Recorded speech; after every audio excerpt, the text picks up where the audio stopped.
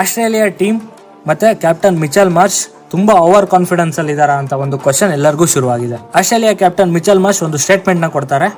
ಅದು ಅಫ್ಘಾನಿಸ್ತಾನ್ ವಿರುದ್ಧ ಸೋತಾದ್ಮೇಲೆ ಅವ್ರು ಹೇಳ್ತಾರೆ, ಅಫ್ಘಾನಿಸ್ತಾನದವರು 20 ರನ್ ಜಾಸ್ತಿ ಹೊಡ್ಕೊಂಡ್ರು, ಇದು ನಮ್ಮ ಸೋಲ್ಗೆ ಕಾರಣವಾಯಿತು.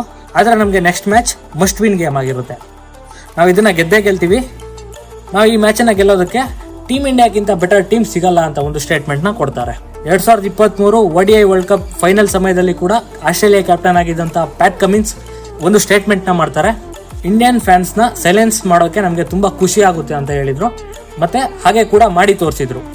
ಆಸ್ಟ್ರೇಲಿಯಾ ODI ವರ್ಲ್ಡ್ ಕಪ್ ಫೈನಲ್ನಲ್ಲಿ ವಿನ್ ಆಗಿತ್ತು, ಟ್ರೋಫಿನ ಲಿಫ್ಟ್ ಮಾಡಿತ್ತು. ಇವಾಗ ಮಿಚೆಲ್ ಮಾರ್ಷ್ ಅದೇ ತರ ಒಂದು ಸ್ಟೇಟ್ಮೆಂಟ್ನ ಕೊಟ್ಟಿದ್ದಾರೆ. ಇವತ್ತು ಟೀಮ್ ಇಂಡಿಯಾ ಈ ಮ್ಯಾಚನ್ನ ವಿನ್ ಆಗಿ 2023 ODI ಫೈನಲ್ನ ರಿವೆಂಜ್ನ ಇವತ್ತು ತಗೊಬೇಕಾಗಿರುತ್ತೆ.